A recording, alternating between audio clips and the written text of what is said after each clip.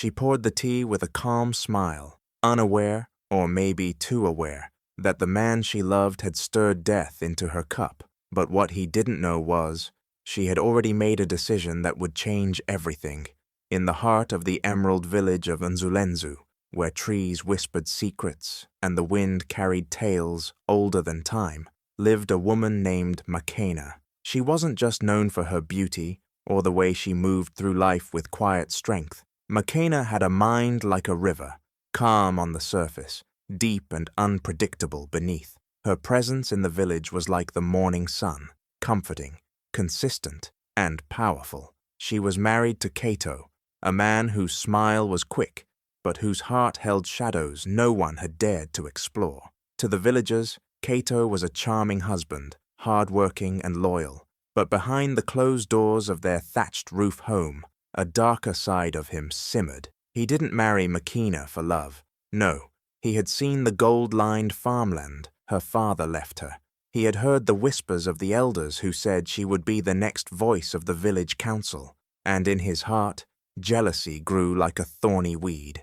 Makena, despite sensing something wrong deep within her soul, never showed it. She watched, she listened, she remembered. Every evening, when Kato returned from his hunting trips and flashed his practiced smile, she returned one just as soft, but far more knowing. Her silence wasn't weakness. It was the silence before a storm, the kind that changes everything. Their home stood at the edge of the village, where the forest and fields met, a place full of stories, some unfinished. Makena tended to her garden, spoke to birds as if they were old friends, and brewed morning tea every day, an old ritual passed down by her mother. And every morning, that tea was shared by three: Makena, her husband Kato, and his mother, Nyasha, a woman just as cunning and cold as her son. But what the village didn't know, what even Kato didn't know, was that Makena had begun to notice things, little things, a sudden bitterness in her tea, a strange twitch in Kato's fingers as he stirred her cup, the odd glances between him and his mother when they thought she wasn't looking. She noticed, and she remembered. She didn't scream, she didn't cry, she planned. Because Makena wasn't just a woman, she was the storm waiting to rise. And in the village of Nzulenzu, where stories traveled faster than fire, and truth often came dressed as myth, Makena's story was about to begin. Kato wasn't always like this. At least, that's what Makena used to believe. But the truth was, his mask had cracks from the beginning, hidden behind charming smiles and smooth words. Deep down, he was hollow, driven not by love or loyalty, but by hunger, a hunger for power, for control, for more. And that hunger had a voice. His mother, Nyasha, an older woman with sharp eyes and a tongue like a blade, she never accepted Makena, not truly. In her eyes, Makena was an obstacle, a threat to her son's dominance, and more importantly, the gatekeeper to wealth and land that they both secretly desired. They would sit together at night when they thought Makena was asleep, whispering, planning. Nyasha's words were like poison in Kato's ears. "She's made you weak," she would say. "That land should be yours. The cattle, the name, the power, it belongs to you, not her." Kato would nod, swallowing her venom like honey, and slowly, the man Makena once called her partner began to disappear, replaced by someone colder, someone calculating. The plan formed like a storm cloud, slowly, then all at once. Nyasha suggested it first, her voice low and deadly. "She drinks tea every morning. Do it there. Quick, clean, no questions." Kato hesitated, just for a second, but greed drowned whatever was left of his conscience. He remembered the signatures on the will, the village council's respect for Makena, the admiration that followed her wherever she went, and it burned him. It made him want to take everything from her, not just her land or her name, but her breath, her presence, her life. He waited for the right moment. One morning when the village was busy with market day, he woke up before her and slipped into the small kitchen. His hands trembled just a little as he pulled the pouch from beneath the floor mat. Powder his mother got from a healer far outside the village, one who asked no questions. "Just a pinch," she had told him. just enough to stop a heart before the next breath. No taste, no smell. He stirred it slowly into one of the cups, the cup he thought Makena would drink. He even rehearsed his surprise in the mirror, the shock, the tears, a show for the villagers, for the elders, a perfect tragedy. And then, freedom, control, ownership. But what Kato didn't know, what he couldn't even imagine, was that Makena had been watching, not just his movements, but his patterns, the way he avoided eye contact after Nyasha's visits, the way his hand always lingered near her cup, never his. She had noticed it all, and while he was busy rehearsing lies, she was quietly gathering truth. Still, in his mind, the plan was perfect, too perfect. No witnesses, no noise, just tea and silence. He looked at the cup and saw a future that belonged to him. He didn't realize that the moment he dropped that powder into the tea, he had already sealed his fate, not hers, because he didn't just underestimate her strength, he completely forgot her wisdom. Every morning in Inzulenzu began with the same gentle rhythm, the chirping of birds, the golden sun kissing the rooftops, and the scent of Makena's tea drifting through the air. It wasn't just a drink, it was a ritual, a tradition older than her marriage, passed down by her mother and her grandmother before her. In their culture, morning tea wasn't just about refreshment, it was a sacred act of togetherness, of starting the day in peace. For Makena, it was her silent offering to keep the family bound in unity, no matter how broken it might feel. She would rise just before the sun, wrap her shawl around her shoulders, and step into the cool morning air. Her fingers, delicate yet strong, would pluck fresh herbs from the garden just outside the house. She always picked with care, speaking softly to the plants, as if they were old friends. Lemongrass, hibiscus petals, a hint of ginger, ingredients that soothed the body and stirred the spirit. Back in the kitchen, she would grind, boil, and pour with an almost meditative grace. It was more than preparation, it was prayer. 3 clay cups always sat on the wooden tray, one for her, one for Kato, and one for his mother, Nyasha. No matter how cold their words had been the night before, no matter the tension in the air, Makena never skipped a morning. Because to her, this ritual was hope. Hope that warmth could return. Hope that family could still mean something.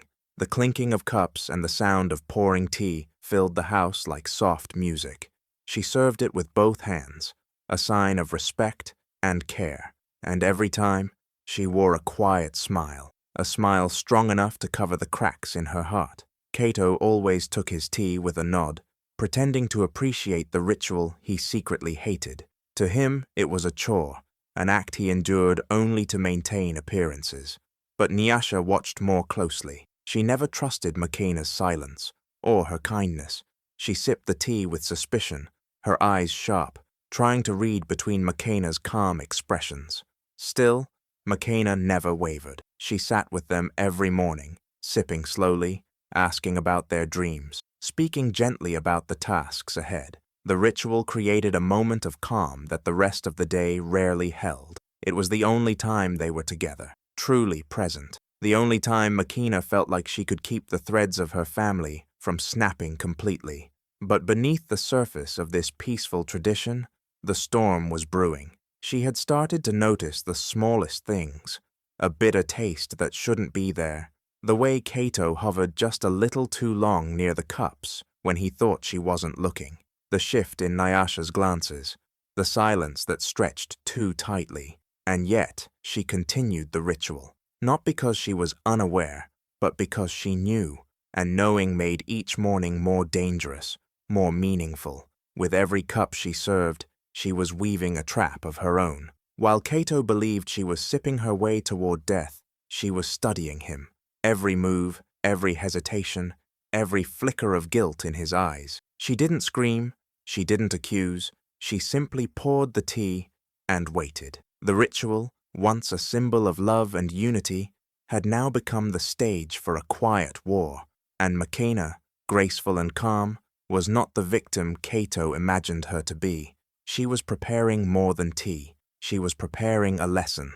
That morning, Everything felt too quiet, too smooth. Even the birds seemed to sing softer, as if the wind itself was holding its breath. Cato sat at the edge of the bed, pretending to stretch, but his heart was pounding like a drum.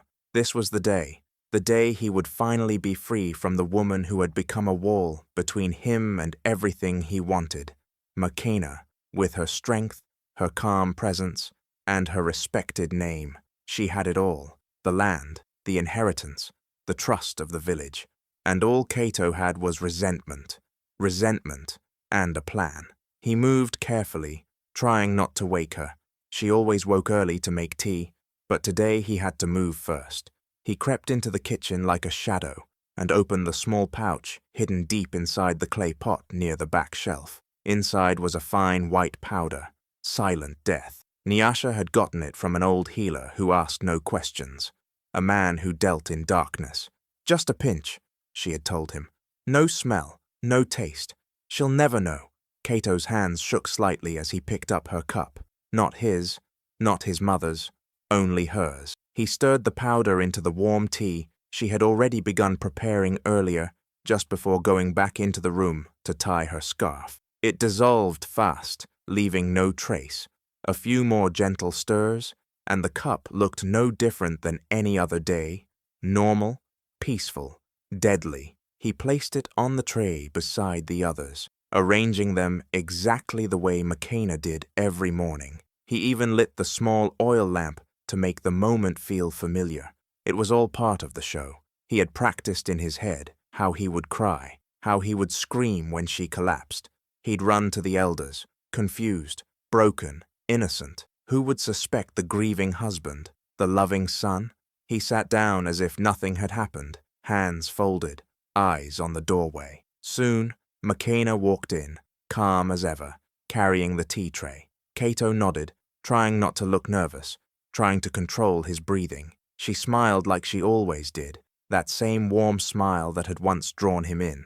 He looked at her and felt nothing now. No guilt, no hesitation, only expectation. She served the tea as usual, 1 cup to Cato, 1 to Nyasha, 1 to herself, all in silence, just like every morning. She sat, lifted her cup, but not the poisoned one. At the very last moment, as natural as breathing, she handed that cup to Nyasha. Cato blinked, confused. Was that the poisoned one? His heart skipped. Had she? No, she couldn't have known. She couldn't. He forced a smile, swallowed hard, and sipped his own tea. But suddenly, the quiet peace of the morning didn't feel so peaceful anymore. Something was off, very off, and for the first time, Cato wasn't in control. Makena had always trusted her senses. She believed the eyes could lie, the tongue could be silenced, and people could act, but the body, the instincts, they never betrayed. That morning, when she stepped into the kitchen and took her usual breath of the rising steam from the teapot, something felt wrong. It was faint, almost invisible, but there, a strange, bitter undertone in the usually floral aroma. Her fingers paused on the edge of the cup. The tea looked the same, but it smelled off, just slightly, like the herbs had turned shy, or like something unnatural had mixed itself where it didn't belong. She didn't panic. Makena never panicked. Instead, she slowed down, her mind sharpened, calm and quiet, like a still lake that hides how deep it runs. She looked around. Everything in the kitchen was just as she left it. The herbs were in their jars, the fire low and steady, but the air told a different story. The tea had been touched, not by her. Makena pretended not to notice. She poured the cups as always, but this time, her eyes followed her husband more closely. Cato was acting too normal. He was usually lazy in the mornings, dragging his feet, yawning with his mouth wide open. But now he sat straight, alert, almost stiff. His eyes kept jumping between the cups and her hands. He didn't know she was watching him. That was his mistake. Then there was Nyasha, sipping her tea slowly, her eyes heavy with judgment, like always. But even she seemed to be watching Makena more than usual. It was a game now, a silent one, everyone pretending. But Makena's heart was no longer soft. It was steel. She held her cup closer, sniffed again. There it was, that sharp, sour note under the sweet steam. No, this wasn't the tea she made. Her fingers trembled, but she turned it into grace. Instead of drinking, she smiled sweetly and placed the cup down. She asked a simple question about the garden, about the birds, about something pointless, but it gave her time to observe, time to think. Then something clicked. The cups weren't in her usual order. She always served Cato first, then his mother, then herself. But today, hers was already poured before she finished the tray. She didn't remember doing that, which meant someone else had. Someone who thought they were smarter than her. Someone who forgot that Makina didn't just live in that house. She watched it. She knew its sounds, its smells, and its secrets better than anyone. She didn't react. That was the key. Reaction was weakness. Instead, she let the morning move forward as usual. But in her mind, everything had changed. She knew now. Cato had tried to poison her, her own husband, and he thought he'd get away with it. Makina didn't scream. She didn't accuse. She smiled, because now she had a truth more powerful than poison, and she was going to use it. Makina stood quietly in the kitchen, her hands steady, but her heart beating like a drum inside her chest. She didn't cry. She didn't scream. She didn't even ask. Why? Because she already knew the answer. Greed. That's all it ever was. Cato wanted what she had, and his mother, Nyasha, had filled his ears with poison long before he tried to put it in her tea. But Makina was not weak. No, she had been raised with strength hidden behind softness, with wisdom wrapped in silence. She didn't tell Cato that she knew. She didn't shout or throw the cup. Instead, she made a decision in the silence of her soul, a decision that didn't need words or noise. She looked at the cups again. One of them carried death. She had no proof, but her spirit screamed the truth, and she had seen the way Cato's eyes followed the cup and meant for her. He wanted to watch her drink it. He wanted to watch her fall. So she played the part of the loving wife, her face calm, her smile gentle. She picked up the cup meant for her, the one she knew was poisoned, and without a flicker of hesitation, she placed it on the tray meant for Nyasha, the woman who had never accepted her, never loved her, and now tried to erase her like a stain. If this was their game, then Makina would follow their rules, but she'd end it on her terms. Cato didn't notice. He was too caught up in his act, too sure of himself. He probably thought she was stupid, or blind, or both. That's the mistake people make with women like Makina. They confuse kindness for weakness. They think quiet means powerless, but quiet women see everything, and they remember. With the cup switched, Makina walked out of the kitchen like it was any other morning. The birds still chirped. The sun still shone over the red soil of Nzulenzu. Life moved on, unaware of the storm brewing in one woman's chest. She placed the tray down. First, she served Cato, with the same grace as always. Then, Nyasha. And last, herself. 3 cups, 3 choices. But only one knew the truth. Nyasha took her cup without question. She trusted her son, and she believed Makina was too soft to ever fight back. That was her mistake. Makina sat, her hands folded, her eyes watching, not with anger, not even with hate, just silence, powerful, waiting silence. She didn't need to say a word, because sometimes revenge doesn't come with fire or knives or screams. Sometimes it comes with calm hands, a quiet smile, and a teacup passed across a table. Makina didn't just survive that morning. She claimed her place, not as a victim, but as the one who saw everything, knew everything, and made the final move, without ever speaking a single word. Moments after sipping the tea, Nyasha's hand trembled slightly. At first, no one noticed. She continued speaking, her voice calm, but Makina's eyes were fixed on her every move. Then came the first cough, soft, harmless, almost casual, but it didn't stop. Her fingers gripped the edge of the stool, and her face lost color. Cato stood up, confused, calling out to her, "Mama!" But Makina didn't move. She watched as panic crept into his voice, as fear began to eat through his confidence. Nyasha's body weakened quickly. She clutched her stomach, her breathing sharp and uneven. Within minutes, she collapsed. The room turned to chaos. Cato rushed to her side, shouting her name, while Makena slowly stood up, her face unreadable. People from nearby huts ran over, drawn by the noise.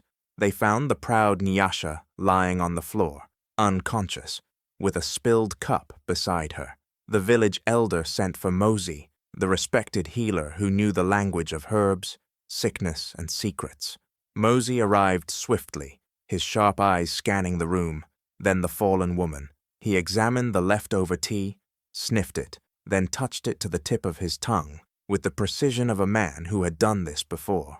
Within seconds, his eyes narrowed. "This tea," he said slowly, looking around the room, "has poison in it." A heavy silence dropped. Every face turned toward Makena, but she didn't flinch. She looked directly at Kato, her eyes steady. Kato's lips parted, as if to speak, but no sound came. Mosi stood, lifting the teacup. "There are only 3 people who drank tea this morning. Who made it?" Makena raised her hand softly. "I make it every day," she said. "It's our morning tradition." Mosi nodded. "And you serve it to all 3? She nodded again. "Yes. I always pour and serve it myself. Did you drink yours today?" "Yes," she said simply. "But I changed the cups." That one sentence sucked the breath out of the room. Cato stepped back, his face drained. Nyasha, still unconscious on the floor, moaned in pain. Mosi looked at Makena long and hard, then turned to Kato. "Why would your wife switch cups, No one answered, but everyone in that room began putting the pieces together. The dots that were once scattered were now lining up too clearly. The tension grew thick as whispers began to rise like smoke in the air. Makena didn't need to accuse anyone. She didn't need to shout or explain. Her silence spoke louder than any words. Cato's shaking hands, his pale face, and his darting eyes told the truth he tried so hard to bury. The investigation had only begun, but the village had already chosen its side. Makena, the woman who served tea with love every morning, had become the woman who served justice in silence. The weight of silence in the village grew heavier each passing day. Nyasha remained bedridden, her body weak from the poison, and her voice barely a whisper. People no longer greeted Cato with warmth. Whispers followed him wherever he went. Cold stares replaced friendly nods. Even the village children stopped playing near his home. Suspicion wrapped around him like a vine, tightening every hour. The elders called a village gathering under the old baobab tree. Everyone came, men, women, children, because they all wanted answers. Cato sat in the center, surrounded by eyes that once respected him, but now pierced him with doubt. Makena stood in silence, her head held high, her calm presence more powerful than any accusation. Mosi, the village healer, stepped forward. "We all know what was found in the tea. We all know who drank it and who didn't. But now, we must hear the truth from the man himself." Kato swallowed hard, his throat dry. He looked at Makena, but her gaze was steady. Then he looked at Nyasha, pale and broken, lying nearby on a mat under the shade. His mask cracked, his lips trembled, his hands shook. "I didn't mean for this to happen," he said, his voice barely above a whisper. "It wasn't supposed to go this way." The crowd leaned in. "It was her idea," he stammered, nodding toward Nyasha. "My mother. She said Makena was getting too strong, too powerful in the village. She said the land Makena inherited should belong to me, to us." Gasps rippled through the crowd. "She told me to do it, to slip a little into her tea, said no one would know, said it would be quick, that we'd grieve and move on, and I'd be free to claim everything." Makena didn't move. Her eyes never left him. "But that morning," Cato continued, breaking down, "something changed. Maybe it was guilt, or fear. I don't know. But I put it in her cup anyway." A pause, a breath. "She switched it," he whispered. "She knew. Somehow she knew. And I watched my own mother drink it. I watched her fall. And I knew it was all over." The crowd erupted in murmurs. Elders shook their heads in disappointment. Mosi stepped forward again, raising his hand for silence. "You tried to silence a woman who gave you her heart," he said, "and instead, you exposed your own soul." Cato dropped his head into his hands, ashamed and defeated. There was no running now, no more lies. His confession didn't just uncover the plot, it shattered the illusion he had built. Makena said nothing. She didn't need to. The truth had been spoken, and in that truth, she stood tall, wronged but undefeated. The air was thick with tension as the village elders gathered around the fire, their faces grim and serious. Elder Jabari, the oldest and wisest among them, stood at the front. His white beard trembled slightly as he looked over the gathered crowd, every eye fixed on him. The story of Cato's betrayal had spread like wildfire, and now the village was waiting for justice. Cato, still trembling, stood at the center. His eyes avoided everyone's gaze. He had confessed, but there was no relief in his voice, no freedom in his heart. The truth had come out, but it didn't erase what he had done, and now the elders were ready to decide his fate. Elder Jabari spoke first, his voice carrying the weight of generations. "We have heard the truth. Cato has confessed his crime, and the poison he tried to use to take a life has failed. But the question remains, what is the price of his actions?" He paused, letting the question hang in the air. The village remained silent. The answer, they all knew, would not be an easy one. The elder looked at Makena, who stood off to the side, her posture unwavering. "Makena has shown us wisdom and strength. She knew what was wrong, and she acted in silence, not for revenge but for justice. We honor her today, for in her heart she carries the true spirit of this village." The crowd murmured in agreement, nodding in respect to Makena. She had not raised her voice, had not struck out in anger. She had simply let the truth unfold in its own time, and now the village saw her as the wise woman she truly was. Elder Jabari turned to Cato, his face hardening. "But as for you, Cato, the law of our land is clear. The crime you have committed cannot go unpunished. You sought to harm your own blood, your own wife, for selfish gain. There can be no place for such actions in this village." Cato swallowed hard, but he didn't speak. There was nothing left to say. The elders spoke in quiet tones, discussing what would be the fitting punishment. They had always valued the preservation of life, the respect of family, and the unity of their community. But there had to be consequences for such betrayal. Finally, Elder Jabari raised his hand, signaling for silence. "Cato, you will be exiled from Enzulenzu. You will never set foot here again. You will leave with nothing but the weight of your guilt. And should you return, you will face the consequences of your actions. Swift and unforgiving." A sharp breath ran through the crowd. Exile. It was the harshest punishment they could give. Cato's face crumpled in defeat. He had no words left, no arguments. His fate had been sealed. As for Makena, the elders declared that she would inherit the land that was rightfully hers, and she would continue to lead with the wisdom she had already shown. The village recognized her not just as a wife, but as a pillar of strength and a symbol of what it meant to protect one's family. Justice had been served. Cato was gone, and the village knew that it was Makena's quiet strength that had saved them all. She had turned a dark plot into a lesson for everyone, a lesson that would echo through the generations. With Cato's exile, the village of Inzulenzu slowly began to heal. The heavy weight of betrayal that had hung over their homes finally lifted. Makena, once just the quiet, graceful wife, had now become something much greater, an icon of resilience, wisdom, and quiet strength. No one in the village ever looked at her the same way again. They saw her not as a woman to be underestimated, but as a force to be reckoned with.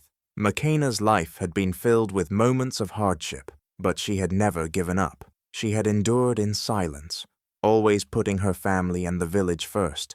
But now, the world could see her for who she truly was, a woman who knew how to turn the tides, to rise from the deepest of betrayals, and to stand tall with dignity. In the days that followed, the villagers came to her for advice.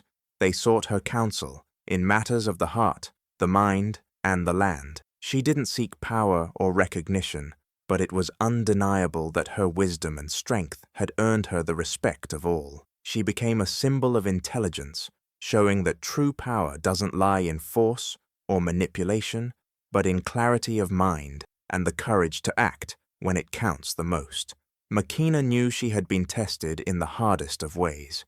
Her heart had been broken, and her trust had been betrayed by the one person she had loved and trusted most, her own husband. But instead of crumbling under the weight of deceit, she had found a way to outsmart her enemy, to protect what was hers, and to ensure that justice was served. She didn't need to raise her voice or call for vengeance. Her actions spoke louder than any words ever could. And as the years passed, the tale of Makina's strength and intelligence became a story passed down through generations. Young girls in the village would hear of how she had handled betrayal with grace, and young men would learn that true strength doesn't come from violence, but from wisdom and patience. Makina's legacy wasn't just the land she inherited, but the lesson she taught everyone in Nzulenzu, that the greatest power anyone can possess is the ability to stay calm in the face of adversity, to make wise decisions, and to rise above those who would seek to bring them down. She became a living reminder that you don't need to fight back with anger or hatred. Sometimes the best way to win is to simply outsmart those who wish to harm you. In the end, Makina had the last word, not with her voice, but with her actions.